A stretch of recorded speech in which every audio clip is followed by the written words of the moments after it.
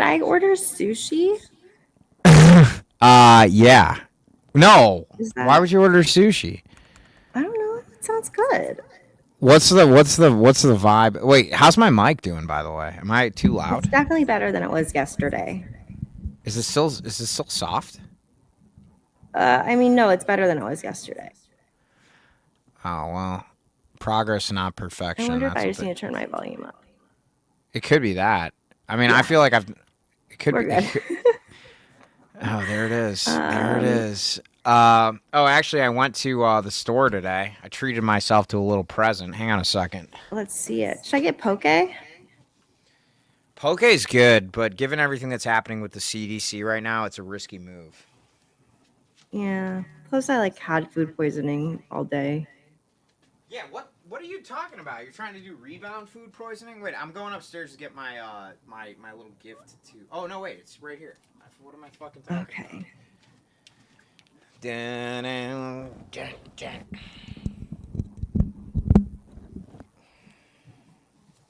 Hmm. All right, now I have a monitor, which is pretty cool. Now I just have to make sure that the monitor is not the mic. Oh, what's going on, party people? Uh, What's up? What's up? What's up? what's up? Where is the? Oh, here we go. Fuck. Oh no, is this stupid? You know when Apple took out the 3.5 jack, that really was bogus. Apple does a lot of silly things.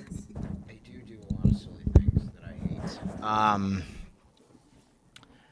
I got my What do mic. I want to eat? I don't want to have fast food. That's the problem. We could totally have fast food. Hey, if you're joining us on Instagram, this is just a vibes only podcast. So I mean, you could be making a cooler decision if you chose to, but right now you're not. I hate calling this a podcast though. It's not a podcast. It's a Zoom meeting. It's a Zoom. Yeah, this is a Zoom meeting from hell. It's where It's you're a like, virtual chaos hour. Okay. yeah, it's like what you think your Zoom meeting should feel like because your human resources director is going through a very messy divorce. That is very specific. Yeah, well, I had a human resources person who I could tell was very, Going through a divorce. yeah, she was having a tough time. Poor thing. Poor thing.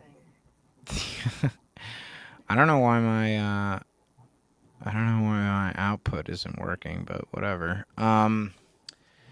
Yeah, so today's been a day. Meg and I have had a lot of off-the-record conversations about our respective lives, and things are going well. I think we can both agree to that, right, Meg? Hell yeah. Good. Let me go find my AirPods because this entire idea just was fart in the wind for $20. I'll just order my food out loud. I'm sorry, people. This is gonna be an unstructured episode. I took a gummy bear here a little earlier. I'm drinking a margarita. My kids are at my mom's house. My husband is working late, so I'm just chilling, and Steve is here chilling with me. I'm ordering food right now because my special gummy bear might have really kicked in, and I'm hungry for everything. Should I get tempura shrimp? No, I don't want fried food. Uh, Avocado salad sounds great. oh, good. Can you hear me? Yes. Hey, it's a broadcast. Hi, Chicago Bish. Thanks for joining. I took a gummy once. I'm out of the pool. All right, dang, dude. Chicago Bish lives large. Yo, if you're on YouTube right now, say what's up to us. The cool thing right now is that we are a completely. Hey, what's up, Tess McKinney? Who do we know that person? Hey, STRC 2023. If you're on Instagram, we would love you more if you were on not Instagram, because there's no way for us to. Well, I mean, there are ways. It's just we. I'm gonna get a just Mexican harder. roll. Mexican roll. A Mexican roll. I'm gonna get a hot girl roll. Nah. Dragon roll. What? Is there actually a roll named that? That's what it says. It says shrimp, tempura, avocado. Do you think I would qualify for a hot girl role? No, Damn. sorry. Steve, you can hear you much better today. Thank you, Chicago Bish. Yeah, I'm Sushi. getting myself some sushi. Sushi. Mm, Yeah. So there's a lot of news items. should we just like scroll and see what's up? You want to pull up? I think we should just let's shoot the shit for a minute. See what everybody's feeling like today. Mag, Okay. how are you feeling about the state of the world? The state of the world? Well, I made a okay. I made a reel earlier today because have you been keeping up with the Lindsay Clancy case at all? Are you like a crime junkie kind of person? I love crime. I used to love true crime. I still do, but I do too, but like I use crime to like wind down from politics. So I like spend my day doing politics, and at night I do Me like too. the crime stuff, you know. Hence the drinking. But Lindsay Clancy's case has been, I mean, it's a really sad case. So basically, let me pull it up. No, I'll just try to get it off the top of my head. Basically, she had really bad postpartum depression, went into psychosis. She went through like an insane amount of prescription medications. Like they just kept changing her meds. And then one day, her husband comes home and the house is quiet. And he goes upstairs and the door is locked. And he goes into the room and she's not in there. The window is broken. She had jumped out the window allegedly. And she had other injuries to show that like she was trying to, self delete. Wait. So she had postpartum depression. She was going through an episode, and basically her husband's story was that she had jumped out the window. Well, I don't want to go lean. Okay, let me get. I don't want to lean too hard in the conspiracies that are about it, but I'm just saying allegedly, according to her husband, because he's the only witness at this point. But I really like people's conspiracies are annoying, and I'll get into that. But so he comes home, the house is quiet. When you have 3 toddlers, your house is never quiet. So he's like, what is going on? He looks for them. Door is locked. He kicks in the door. Window is broken. She is out the window. He runs down to her. This is all according to him. And there are also marks on her body that would indicate she was trying to self-delete and then went through the window. And he claims that she's now paralyzed. He claims that she said he was like, where are the kids? Some of this is on 911 call too, because he's on the phone, obviously. And she's like, they're in the basement. He goes into the basement and they have exercise bands tied around their necks, and all 3 of them. Oh my God. It's like a really horrific story. Okay. And so obviously people are paying attention to this, and there is tons of sympathy for her. All 3 of her kids are dead. She had been like, this was totally like the system failed her. She had been an inpatient. She had been an outpatient. They had tried so many things. They put her through so many medications. People are extremely sympathetic to her. And now, like, because they're so desperate to make her innocent, because she's a white woman. They're like, there's a lot of conspiracies about the husband. Could be true. I don't think it's helpful. I think when there's like an ongoing crime thing happening, I like to just kind of watch it unfold. I'll listen to like lawyers' points of view for like a legal, whatever. But like, I don't like hearing everyone's fucking theories.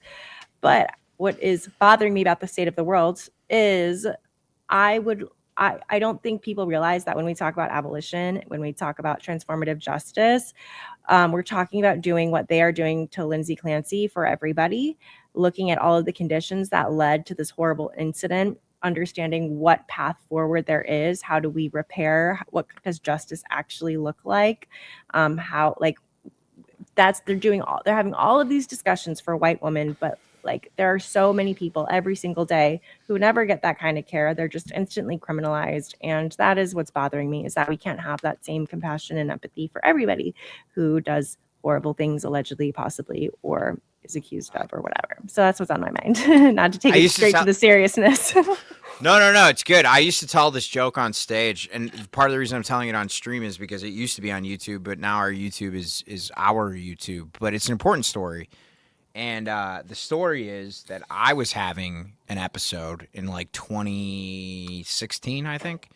and no, there was no like physical. Nobody was physically involved or anything. It was just getting heated, and the person I was staying with, my family, was like, "Hey, like this is like kind of a wellness situation, so we need to call the police." And so they called the police, and one of the cops came in and was like ready to go. And then the other cop was like much more like de-escalation training type thing. Mm-hmm. Mm-hmm. And the first thing that, and they left because I like calmed down, and the people involved calmed down. And 4 years later, when that kid in Colorado, in Aurora, Colorado, who's the violin player, Elijah, McLean. yeah, Yeah. Elijah McClain, where they like shot him full of ketamine, Ketamine. and they killed Mm-hmm. him. I Mm-hmm. immediately was like, that, if it was, Mm-hmm. if it was somebody else, I would have been deleted. It would have been it. Mm-hmm. Like there would have been no nuance. But the fact that they were responding to a call in the suburbs at a nice house, and it was clearly somebody who my parents knew that I was going through a mental health Mm-hmm. thing, and that hasn't happened in 12 years because I've had the kind of resources you need to avoid those kind of things. But yeah, no, I mean it's really Yeah. sad because there is It's a sad to see that they are capable of not yeah, being. it's Mm-hmm. but Yeah. even yeah, exactly. It's sad to see that this is totally possible. Like Mm-hmm. de-escalation training is totally possible. It's very clear that But that white police supremacy officer. makes it impossible. No, yeah, it does. Well, because yeah, at the end of the day, what are you doing? Like you're getting orders from some guy who's getting orders from some guy who's getting an order from a politician who's taken $2 million from Geo Group to get reelected, and then Mm-hmm. that's how they. There's this one case a couple years ago. We don't have to stay on heavy topics, people. I'm sorry. But there's this one case a couple years ago. Victoria Lee was bipolar and she was having an episode, and she locked herself in the bathroom, threatening to self delete. And her brother at first called 911 for an ambulance. And they were like, okay, we're going to send police too. And he's like, no, no, no, no, no. I do not want police. Only send an ambulance. And then he then they're like, no, we have to. Like, he's like, okay, fine. Then he calls back and he's like, hey, can't just cancel my 911 call. I don't want you guys to come at all. We can handle this at home. They're like, we can't cancel a 911 call. We're on our way. And he's like, okay, well, let me warn you. She is holding a knife, but she's okay. Like, she's not going to hurt anyone. Can you please like come in? Like, she's not going to hurt anyone. And 6 cops go in. The body camera footage is awful. Like, they're like ready to play Call of Duty, and they scream at her to open the door. She opens the door and they unalive her, and she was literally only holding a water bottle. It's like the same as that Austin story, Austin, Yeah, no, and Texas. then it happened. The same thing just happened with a 17-year-old kid who was calling in a domestic abuse thing with, I think it was his parents or whoever the adults were, and they came in and they did the same thing. And it's Yeah. because it's yeah. I know this is heavy for Friday afternoon, but like, I also at the same time, like the thing is that the world is heavy, people. Hmm. Like it's not. It's People like that's carry it every day, and they don't have. So a lot of people don't have a choice because they carry it by living in their skin. yeah, exactly. That's the thing and they don't have the resources. Like no one was like, yeah, and then that's why I think it's systematically unfair that Hmm. it's because you just see the trauma. Like the body keeps the score. That one book. Like Hmm. you can Although we see how canceled that guy, but it's okay. I never read the book because I think the person that I was dating at the time, you know her, uh, she had read it, and then a couple years later, it had gotten canceled, so I took it off my TBR.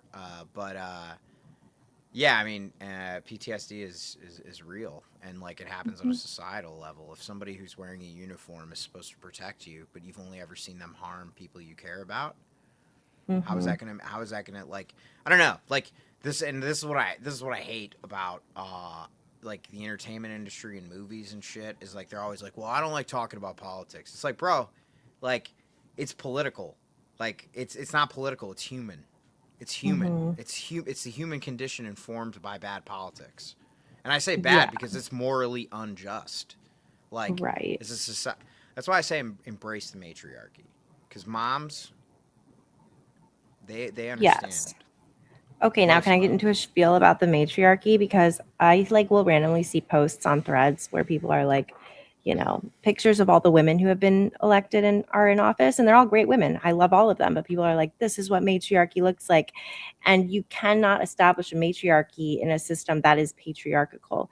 A matriarchal system is not just women and men's, because like it is our entire system that is patriarchal. And a matriarchy means centering the well-being of children first, um like Which the is entire AKA future. Future. Mhm. Leaving it better than you found it. Because if everything is considering children, children are the most vulnerable, then that means people who are disabled will have resources. That means that like everything is okay if everything is good for the children. And our system, I mean, there's nothing about our system that is matriarchal, because there are children who go hungry every night, but they're trillionaires. There are children who are in detention centers. There, like that there is no way to call like we really would have to start making it so that every law we prioritize, everything we do, we prioritize like, are children being harmed? Are we bombing fucking children in tents? Mm-hmm. So yes, matriarchy, a great. Well, that's what drives me nuts about dudes who are like, fuck the patriarchy. It's like, nah, bro, it's not enough for us to be reactionary. You have to offer an alternative that's creative.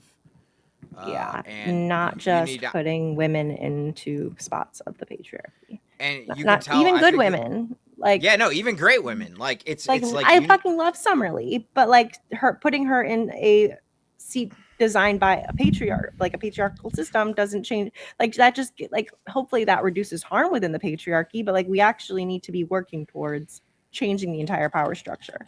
exactly. We need to create something. And that's kind of what, like, I get really discouraged a lot, like, to myself, but now we have an audience of people that paid. Well, I mean, I don't know.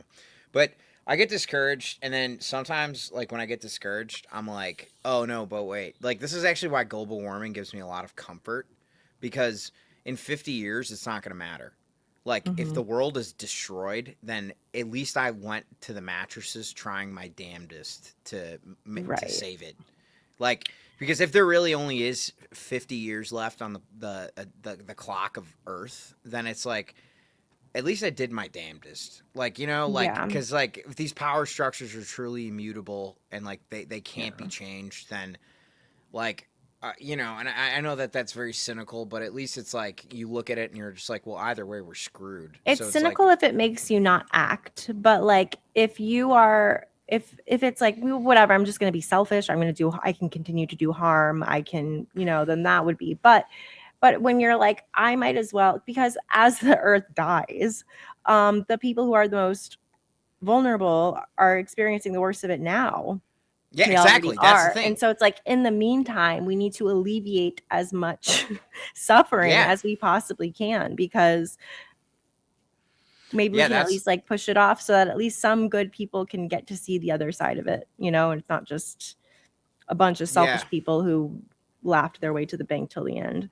3 weeks into Midway Blitz, I had that moment where it's like main character syndrome, where I was like, yeah, like, this is so stressful, this is hard that ice is around all the time. And then I like looked south because I always know what direction I'm facing. Like right now, I'm pretty sure I'm facing northwest. Uh, and I was I have looking no idea south where at I'm the moment. facing. What's that?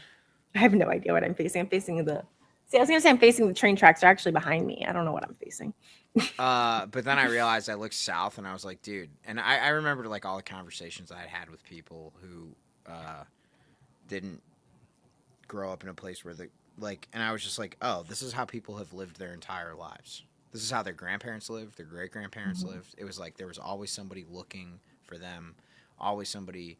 And I was like, oh, I was like, you got just soldier up, dude. Mhm. Like, quit Mhm. your bitching. Like you're this is exactly how it's been for a lot of people this whole time. That's why Miriam Kaba says hope is a discipline, and she says that because um she says that like when she thinks about the people before her, like enslaved people who had to fight for freedom, and that was a world that they never knew.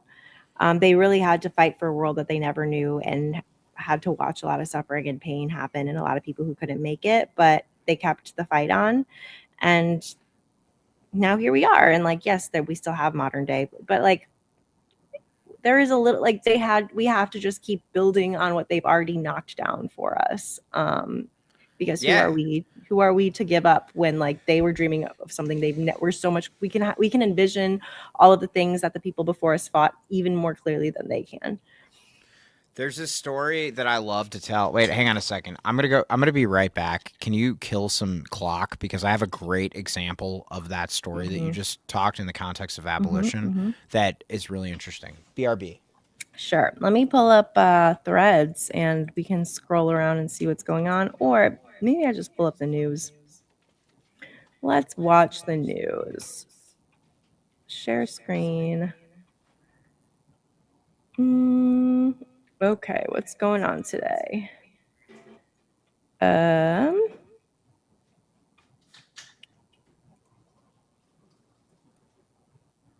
Senate passes sweeping Russia sanctions bill negotiated by Lindsey Graham. Okay.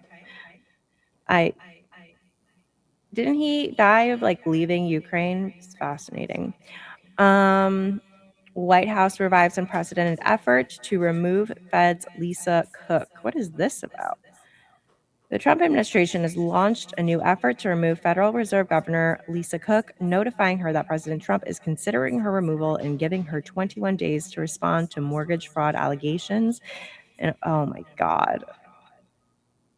Could you imagine if our justice system was used for like anything that we actually need? Because it's actually our tax dollars are being completely wasted right now just because Donald Trump is spending them, having people in the DOJ and the DOD, wherever else, doing his bidding for him. That is our fucking tax dollars, and they're just going on these witch hunts. It is so infuriating. Like, I don't know if people quite grasp that our entire government is throwing away our tax dollars on nothing for us. That's should make people do a little something more. Okay, let's see. Okay, show and tell time. Wait, you're echoing. Oh, Yeah, hang on a second. Your headphones aren't on, that's why. What? Okay. Wait, Meg, I have wild. such a better setup for you here. 1 second. There we go. See that? Oh, hell yeah. Dope. Wait, I have to tell before we get back to this. Yeah. Well, it's not a show and tell, but it's just more just the story I was going to tell you about what you just said. So there's this story of so there's this book called Bury the Chains. Okay, have you ever heard of the book King Leopold's Ghost? Mm-hmm. Yeah. So the guy who wrote King Leopold's Ghost, his name is Adam Hochschild. The reason why I'm saying his last name is because his dad was definitely in the CIA. But he turned out to be a real one. So, therefore, generational trauma is totally I didn't finish avoidable. Ordering my sushi, but I'm listening. But he wrote this book called Bury the Chains, which was about the British people that ended the chattel slavery in England. They made it illegal. But one of the watershed moments of this fight was a lawyer. There was a case in England where I can't hear you right now. There was this case in England where a ship called the Zorg. It was a ship that was transporting people from Africa to Barbados, or one of the places that enslaved people were forced to work. And basically, what happened was the crew of the ship decided that they were going to. They basically unalived 300 passengers, enslaved people, and murdered them. And at the time, the ship was trying to. This is how messed up it was. because legally, they thought that this would entitle them to an insurance claim because technically, since people were considered property back then, Ugh. which is they tried to file an insurance claim, and so this particular lawyer worked his ass off trying to prove that not only were these people and that this was fraud, but also tried to try these this company for murder. And it was like it blew everyone's mind because it was in the 1700s. So it was the first time that anybody was trying to make a case. And this is why it's so important. This is why we have people like Farah and we're friends with Qasim, obviously. And there are so many like human rights lawyers that are in our orbit, and even not lawyers, but there are so many people who are they see, and this is like what you said, right? Like there are abolitionists who had no concept of what a free society looked like, but they had to work towards one that they created. And the fact that this guy was basically like, no, these are people, these are people, and they are not property, and these people should be tried for murder. And like independent of the outcome of that case, I'm fairly certain he lost. He tried to bring up a criminal case. They wouldn't even let him, but I think he won the civil case saying that this was illegal because these are wrongful deaths, that you killed these people. And therefore it's not, you're not entitled to an insurance claim on human beings because they're not property. They're people.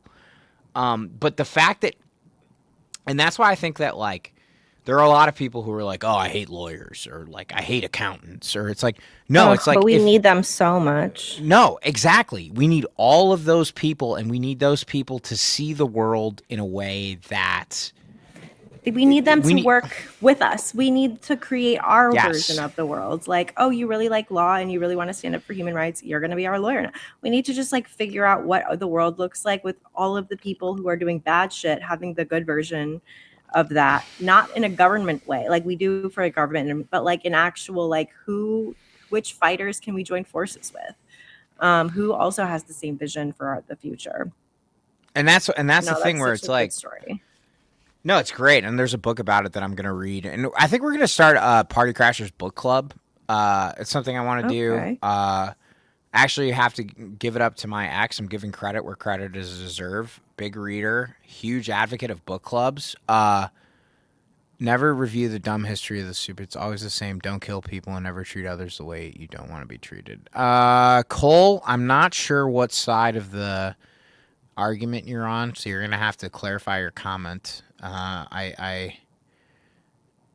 Okay. Dumb history of this stupid world. No, it's important to review the dumb history of this stupid world because it's not a dumb history. It's an amoral history that was written by people that controlled the means of writing it. And now this is why they fucked up. And Meg used to work for Apple, right? So there's this great thing about the guy, a documentary. It's about Steve Jobs, the man behind the machine. And it's interesting because Steve Jobs could never form meaningful relationships with anyone. Just ordered $100 worth of sushi. Let's fucking go. Airport rules, baby. Hang on a second. I'm going to get my ski cup. Wait, you didn't finish your story. wait. Okay, sorry guys. I just finally finished ordering my sushi. Steve will be right back because he's getting something. And he was telling a story, but I was pushing order on my sushi, so I don't really remember. Here, I'd rather be skiing. Actually, I've quit skiing. I'm not skiing anymore, both literally and figuratively. But so Steve Jobs invented the iPhone because he didn't know. He thought that this was what he didn't understand, that like he basically created the iPhone, but he was a sociopath. And what he happened to do by accident was he democratized the truth. And we've seen people try and pervert it and try and use it and exploit algorithms and things like that. But one of the beautiful things that I think has happened in the last 20 years, because Meg, you and I both witnessed the rise of smartphones. Like I remember before I had a smartphone. Remember a Razr phone? Those I had a Razr. Before the Razr and like the Nokia T9 texting guys. Woof. Whew, yeah, 1, 2, 3, 4, A B C D, do Yeah. D M N O. No, but like it's cool because now it's like I was talking to this guy today, and I was like, basically, we have a movie studio in our pockets. You know, I'm thinking about it from Mhm. like an art perspective, right? But like, yeah, the thing is that there's nothing that they can do. I had a BlackBerry too, Chicago Bish. I did Come on, I had too. a Do you remember Palm Pilot? yeah, I do remember Palm Pilot. I never had one, but my cousin had one. I remember My dad had one, and I was played on it. my cousin got a PhD in computer science at MIT, and his invocation was in 1996. And I remember going to Mhm. the lab where him and my other cousin, who he, well, not my other cousin, my cousin in law, because he ended up marrying her. She was working on advanced robotics, like prosthetics. So, like, it was like a Mhm. postal worker who was an amputee who had this, like, leg that was like, and then he was working on creating a stylus in 1996 that could solve Oh math wow. problems. So I Oh was watching wow. him do like 4 times 4 on the stylus, and it would be like 16. Mhm. But then he would say like the problem is that Mm. like if you do a different font, and so like Mm. I've been like, and his actually it's kind of funny if you go to his like he has a website, but the only reason he has a website is because his cousin, who's like my cousin-in-law, um, his name is the same name, but he's one of the designer. He's one of the original coders of Rust, which is like one of the most Mm. important things code programming language you need for cloud computing. We're gonna have him on the Mhm. podcast sometime. Both of them actually. They're really interesting. I remember. I remember. Actually, more credit to my ex. She said I was thinking about getting in crypto, and she's like, "Does your cousin understand it?" And I was like, "No." And she's like, "It's probably not a good idea." And I was like, "Yeah, that's actually a good point." And that was like 5 years ago, and I did avoid it. That's good. Did you That's ever good. get into crypto? Oh, dude, I can barely like handle my fucking Apple Pay. I I was just like, no, I'm not doing that. I do know there was one guy I went on like 3 dates with. He's a very lovely guy. A shout out to him. But he accidentally became a millionaire because he bought crypto just so that he could get some acid on the black market. And he forgot that he like left some change in there, and then all of a sudden the crypto, like, it was like that overnight, and all of a sudden, like, out of nowhere, he was a multimillionaire, which is like, stories like that are crazy. um but he was like, a computer engineer genius, very smart. Like, either way he would have been fine, but like that helped him be more fine. So if there was a minute where I was like, damn, I should have gone into crypto, but some people get lucky like that. He wasn't even trying to get rich. He was trying to buy Yeah, acid. no, it's just I buying ended up taking acid. that acid, actually. He had some left Was over. it good acid? It was really fun. We were like walking around San Francisco. Like, we walked by like the Grateful Dead Wow. house, and it was just like, whoa, like it was so That pretty. sounds like a good. That sounds like a good trip.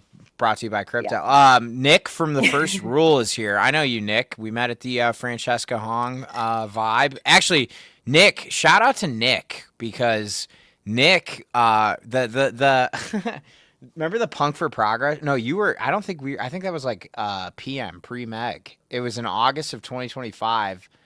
Kat was like, Mhm. "Hey, like we want to do a punk rock show," and I was like, okay."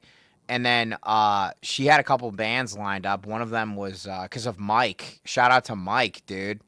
And then legendary Nick from Wisconsin in the First Rule came down to Oh, Chicago to hell play at yeah. G Man Tavern, and that was like the first time I went on a rant about the Democratic establishment. I'm trying to see if I have the Nick is awesome. The First Rule went up. I think they have a song about racists being pieces of shit or something like that. Sorry, Nick. I know I'm butchering your music, but I actually saw him at the Francesca Hong rally and went up Oh, and said fun. hello.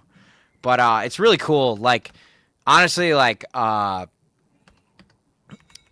it's pretty cool to see how all of these little seeds we've planted with friends have Mhm. grown. You know, like That's why I that's really why. like the progressive community. Like, because when you start to find your little people, you just like see each other everywhere all the time. And it's like, oh, I know that person. And we're on the same page with a lot of things. And it's automatically just feels like, I know this person.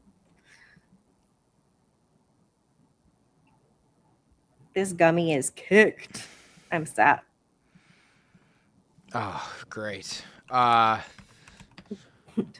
Duncan's gonna fix everything as a global dictator. Duncan Crossberry. No, I want Jonathan Swift to fix everything. Agreed. Racists suck. Racists are assholes. Yeah, racists are assholes. That was what I introduced Kat. That song is what I introduced Kat to. But then that was kind of like my. I was like, oh, politics don't have to suck. That's kind of why I got involved in Kat's campaign in the first place. She was a bartender, so I'm trying to find but I went up on stage and I just like screamed about Chuck Schumer being a piece of shit, and it was kind of like the birth of the Democrat consultant. Of this chapter. Yeah. Yeah, it was the birth of this chapter. I was like, oh, that was like my first step out of the DNC group chat. Because it's so crazy when you're like doing things because you think it's the right thing to do, but you don't have anybody else who like you're with. Like I was just doing like political satire on an island for so long, and then I was like, all right, well, I don't have to be on an island anymore. And then I met I actually reached out to Kat, and then Kat was kind of the one who was like, hey, there's a bunch of other people that are doing shit like this. And I was like, what? No way. They do make it. They try to make it as hard as they try to. It's just crazy. Like too many people. That's why. Okay, when I started making political content, a big part of it was when I was diagnosed with autism around that time, and I was postpartum with my second. I was hella burnt out, like really badly burnt out. And a part of coming out of burnout is like really engaging your special interests. And I was like, I'm just going to own it all at once. I'm going to enjoy the shit out of my special interests on social media live. Okay. And then I figured out my whole life out of just embracing who I am and doing what I need to do. And that's what we all need to be doing. And I actually want to sorry, I didn't mean to pull this up before you finish your. No, you're so can you just like go into like your moment where you were like, I want to hear this origin story because you kind of set me free from my burnout. Meg, I just want to let everybody know what a fucking real one Meg is here because we need to do our Meg moment. It's been a while. Oh God. No, we have to do our little Meg moment. It says in my little fortune cookie here, it says a modest man never talks to himself, and it's true. Because I'm not modest because I can always call Meg and talk to her about whatever, and she's non-judgmental, and it's awesome. So Meg, can you just tell us about your little Meg moment where you're just like, you know what, fuck them if they can't take a joke. I'm going for it. I'm letting it rip. Well, it was a build-up. Okay. So I've mentioned before that I grew up very evangelical Christian, but it was like it's not like the kind of, it was just like a different time. Like back then we were like the cooler Christians. I don't think there's any cooler Christians left, maybe some, but I went to like the school in my church, and I don't know, but I was always very curious. So I didn't agree with a lot of things that I learned, but I didn't know how to learn otherwise because I only had access to this very small world.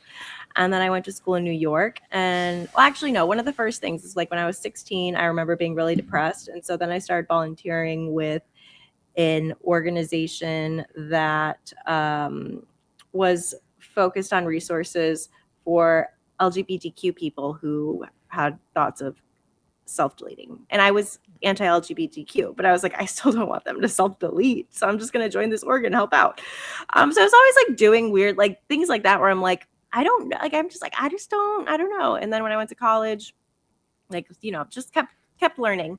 And I would like, I'm a verbal learner because when I learn like, oh, I've been fucked over with a lot of misinformation, I am sharing the information. So like on my personal Facebook and all those things, I would like have blogs and just be like talking about like, oh, did you know you're not going to go to hell if you have sex before you're married? Did you know it's actually really fucking fun to have sex before you're married? Like all of these things.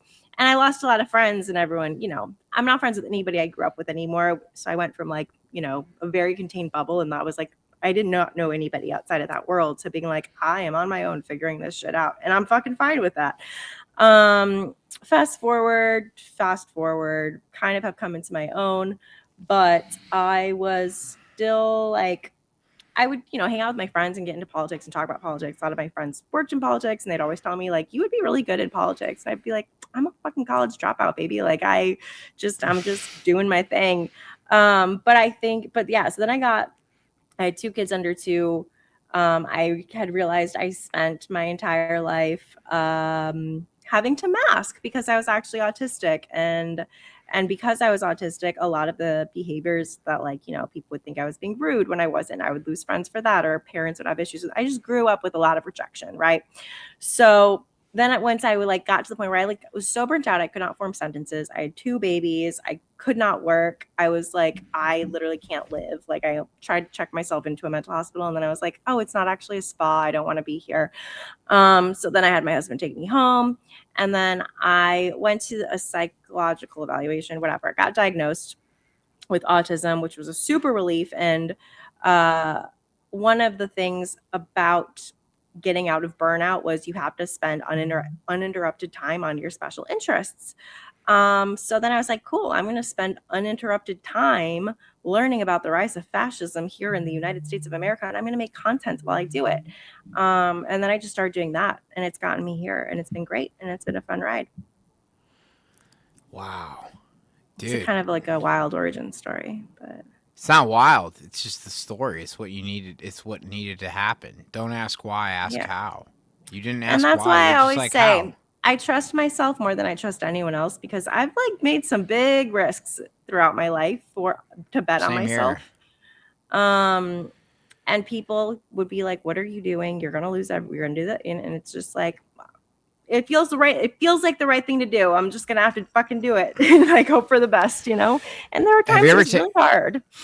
But have you ever taken an Enneagram test? Yes. Are you a gut person? Do you lead with your gut or your heart? Or your head? Hold on. Let me remember. What are the... So the Enneagram test is an interesting personality test. Yeah, no, Meg, you are so strong. That is a really incredible story. I love Nick. Thank you so much for hopping on. I'm actually going to talk about guys.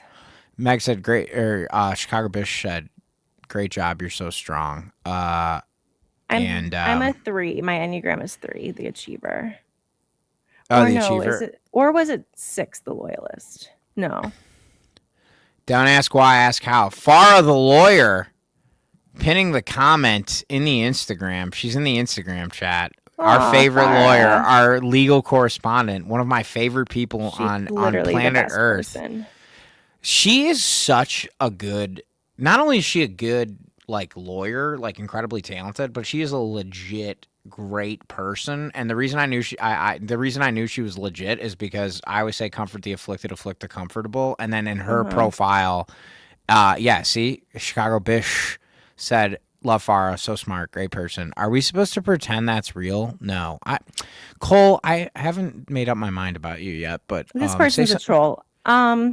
Oh, it is. I'm actually a type 6. Yeah, you don't have to kick him. He just wants to. He just wants. He's looking for. That's fine. That's fine. You know what? I just don't care. Just don't engage. Well, no, and I mean, silly. We can. I know, but I mean, we can be curious, not judgmental. And honestly, if he's I'm not judging, us, but he's being a little troll. But he can stay around in case he decides to actually talk. I'm a 6, so I'm a loyalist, committed, security-oriented type, engaging, responsible, anxious, and suspicious. Basic fear of being without support and guidance. Basic desire to have security and support. Yeah. So most loyal to friends and beliefs. Will go down with the ship if they need to. Yeah, that's real. Loyal to ideas, systems, beliefs, and the belief that all ideas and authority should be questioned or defied. They don't go with the status quo. No, I don't think that's fair to you, though. I don't think that's fair because you're very pragmatic and strategic. You are not. But I still do believe I play the game, though. No, that's what I mean. That's why I don't think you're an open defier. I think that you No, I don't think it's openly. You're strategically. I don't think it's openly.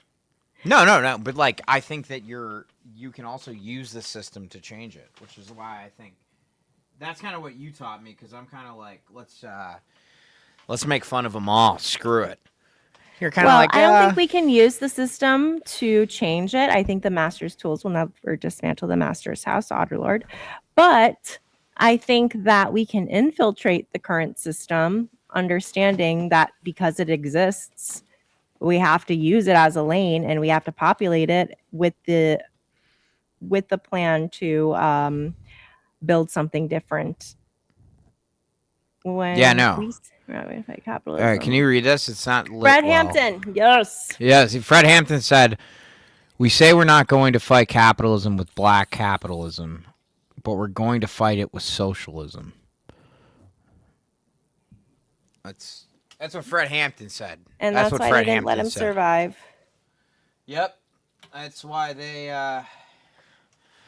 Yep, that's why J. Edgar Hoover, he made that phone call in his pantyhose and decided to delete Fred Hampton. Yeah. R.I.P. and namaste to the chairman. One of the goats. That was our Meg moment. This is lovely, Meg. I feel like I feel so good right now. Just talking to you, safe. You know. This is I'm doing a little highlight reel because a lot of people were talking shit about Kat's campaign, but I just want everybody to understand that I had no interest in getting involved in campaign politics. I still have none. I just go for the candidates that are similar to Kat, which is like their real ones. This is our buddy from Malort and Savior. This is Kat. Let's see here. That's her taking a shot of Malort with Malort and Savior. That's Pete. It's Matt. It's Andre. That's me right there. It's not about me, but that's Kat again. There was a mosh pit. Yeah, no, I think there's a quote of me in here being quoted honestly. Hang on a second. Where is it? What is it I say? Looming over the event, Trump something or other. What did I say? Yeah, Kat Abu Ghazali's campaign slogan is "What if we didn't suck?" And then explain the question to Democrats. This is like the best thing I ever did with my life. Like, this show was like really good. And let me see here. What does it say? Tahir Abu Ghazali. So there's this part where I'm on stage and I'm like freaking out. And I want to just do the quote, because Meg, I think you're gonna be fun. This is where I was forged. This is where my current politics was forged. Okay, I'm waiting for it, and then I have to pee, but I can still hear.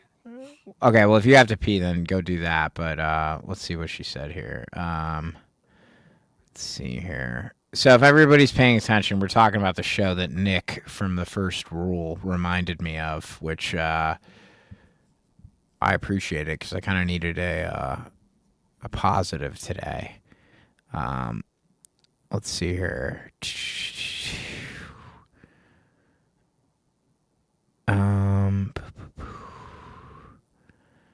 Is this did they edit it out?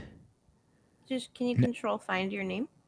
Yeah, let's see here. I forgot about that. I don't like names. Oh, here we go. There you are. Thursday had been a late night. The campaign had hosted a punk show at a Wrigleyville bar. Punks from Progress featured 3 bands. Rude Echoes, that's my guy. That's my friend Chris. They are amazing. The First Rule, there's Nick, and Malort and Savior. Shout out to Pete and the boys.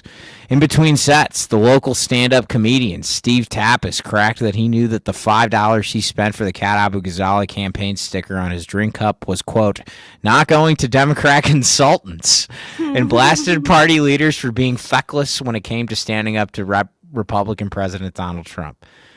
And I said, yeah, what did you say? You didn't like Chuck Schumer's resistance. What? You don't think the DNC, who took over $1.5 billion to lose the last campaign, is doing enough? Tapas said to jeers from the crowd.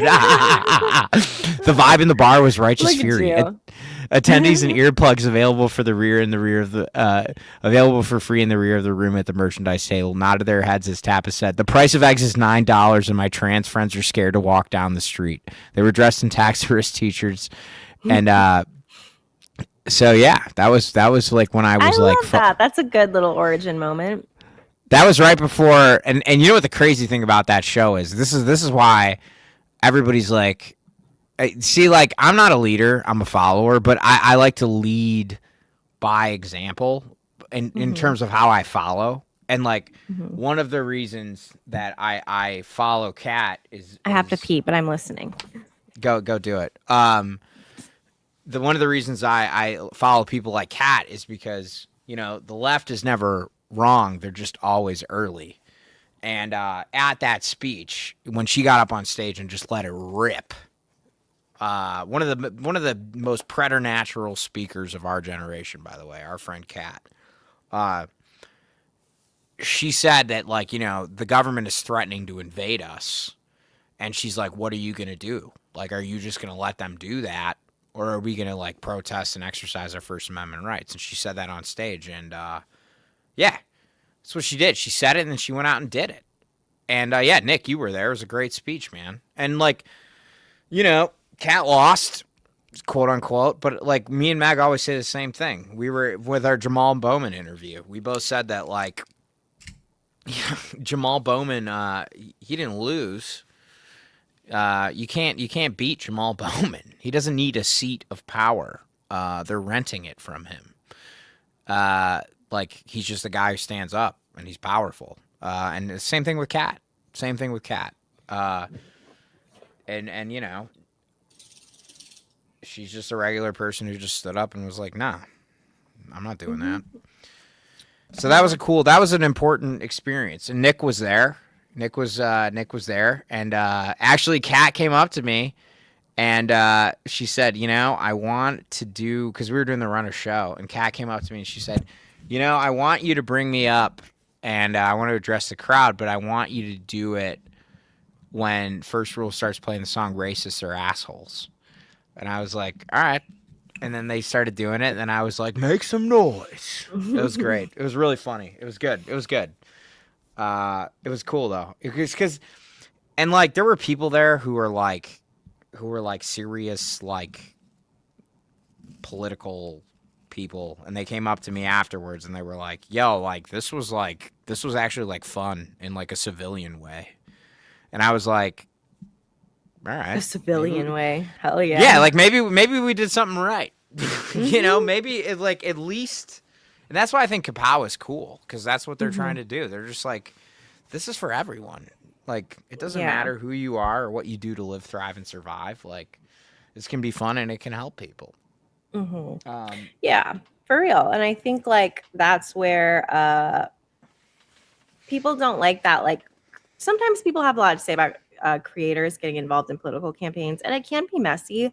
But when, like, it's just good people and, like, we're trying to show other people that politics is actually fun and there is community, and, like, it's not just this, like, serious thing all the time. You actually, like, can have fun, and it's worth the fight, and you might as well fight with good people and by having some fun while you're doing it. Yeah, I think that's it's like, yeah, I think politics is just people. Like, and that's why progressive campaigns, like, exactly, it's about community above all. Well said, Nick. That's what it is. And that's what people like Kat and Abdul and a lot of these other candidates that we volunteer to help.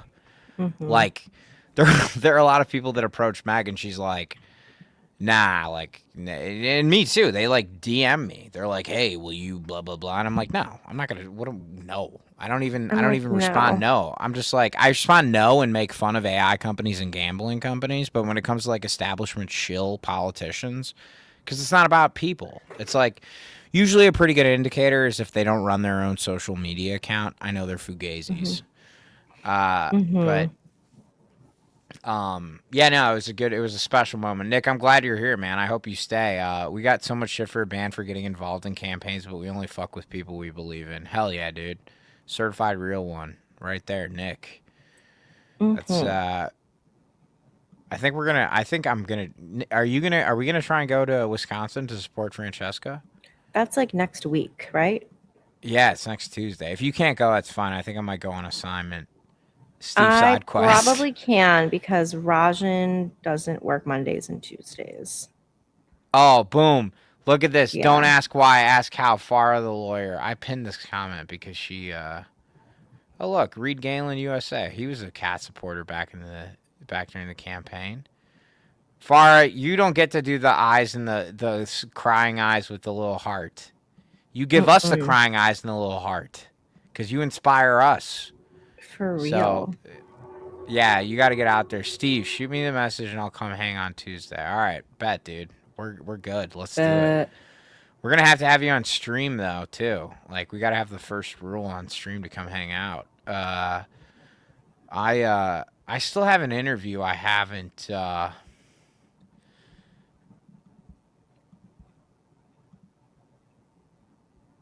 still have an interview I haven't posted from that one show where we had such a good time, Mag. Remember when we had I threw the Spider-Man over the bleachers with Otis and Wolf, and everybody looked at them like it was their fault, but it was actually me. Mm-hmm. That was so funny. Oh, that's cool. Here, let me get this off and let me add your thing. Okay. Boom. Hell yeah. Let's go. National Review. Oh my God, Mag, this is a total chaos hour. I got to go to the bathroom. BRB. Okay. When does the Democratic establishment just throw up its hands? I'm curious when they think the answer is. Dark days have fallen on the Democratic establishment.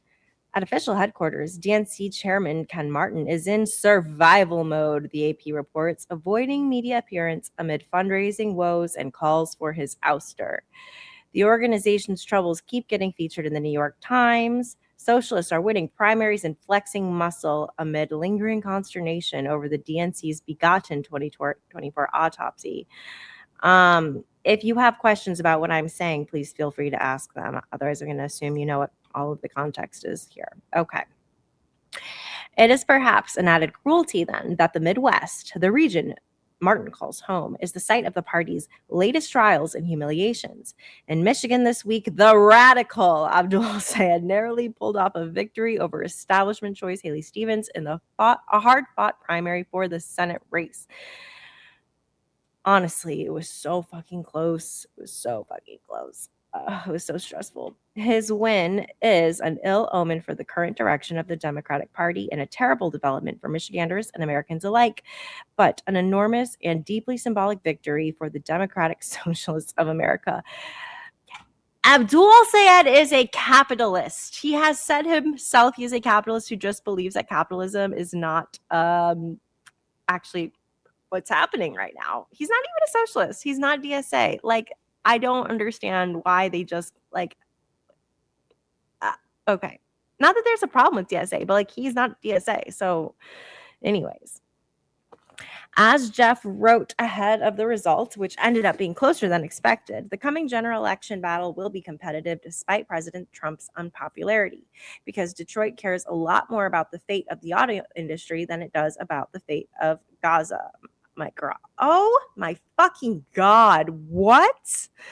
What a horrible thing to say. What a horrible thing to say. You know, like you could actually do more with the auto industry if you weren't sending billions of dollars of bombs to Israel. So like it's not like those two are not one or the, it's not mutually exclusive or fucking whatever. Ugh, okay. The crazy train has arrived in Michigan, and AOC is the engineer, and Bernie Sanders throws coal in the fire. And my opponents, with all of their endorsements, are riding that train. It's just not who we are, the candidate said in an interview with Camden Moeller. Then again, as the editorial cautions, the problem with a major political party losing its mind is that a goodly number of candidates it nominates will, if the circumstances are right, make it into office. Either way, Michigan is now critical for the GOP's hopes of holding onto the chamber. While El Sayed has denied he's a socialist, Camden notes he's been outspoken about far left beliefs. He supports abolishing immigration and customs enforcement, expressing anti-Israel sentiments, blah, blah, blah, blah, blah, blah, blah. Now, Wisconsin is up next with the gubernatorial primary next week. In the words of NR's editorial, could mark the return of so-called sewer socialism. Again, the establishment is in danger of being steamrolled. Marquette's latest polling for the state's gubernatorial race, published on July 29th, has her at 33%, 22 points in front of second place Mandela Barnes, a former lieutenant governor who lost a Senate race against Ron Johnson and just dropped out. Wisconsin's Democratic leadership prefers the third place, David Crowley, polling at 7%. 7%. if the establishment prefers the person polling at 7%, I'm sorry, buddy. The establishment is so out of touch. So out of touch. Blah, blah, blah, blah, blah. Blah, blah, blah, blah, blah. Anyways, okay. God, these are so annoying. They are so annoying. This race has been really crazy. There was someone who like dropped out and then went back in, right? And then there's like the person who fired their campaign manager for mismanagement of funds. And then it turned out that they were in like $100,000 of debt or something like that. There's just so much going on in Wisconsin. But I mean, Francesca is gonna win, better win, knock on wood. And these people are losing their minds. OMG. Okay, let's see what else is going on in the world. Immigration. I don't know. This is gonna like kind of depress me right now. Oh, this actually is so annoying. ICE body camera releases must be in the agency's best interest now. So they're not going to start sharing body cam footage unless it is in their own best interest per policy. How is that legal? Like, what do you mean? What the fuck do you mean? Like, how are we not more angry about this stuff? Oh my God. I hate these people. Okay. Let's see what else there is. I don't want to look at immigration anymore. It's like actually really fucking depressing. Let's see what's going on in entertainment. Probably nothing. Oh, there's a new season of Ted Lasso. I really do like Ted Lasso. Ted Lasso is such like a feel good, enjoyable show. Why is this acting up? Okay, let's see. Oh, the new Spider-Man's supposed to be good. I think I'm going to see that with my husband on Monday while the kids are at school and he has off. Okay.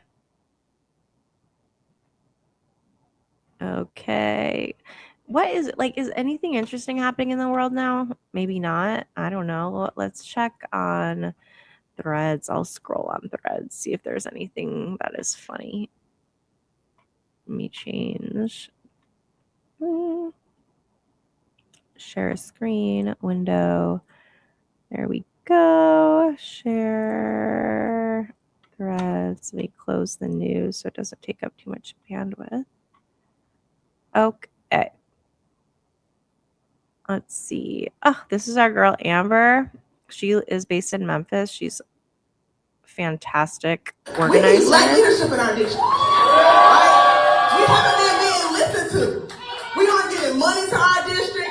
Districts right next to us in District 8 in Arkansas are getting more funding, more tax funding to their states. And Memphis is crumbling. Our infrastructure was crumbling. Our healthcare is crumbling. Our education is crumbling. And we didn't have a Congress member who was fighting to improve that. So we had to get a real fighter in the room.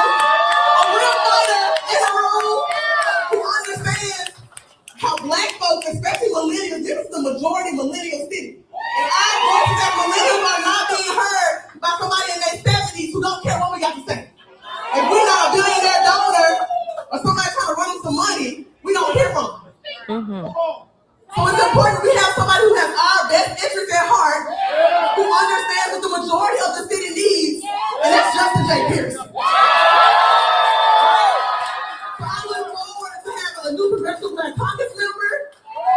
I look forward to having someone who's listening to black needs, who was already doing that in high school, who was already doing that during a pandemic. They're trying to put $1 billion pipeline in our community. Who was already doing that. We weren't being listened to at the state house.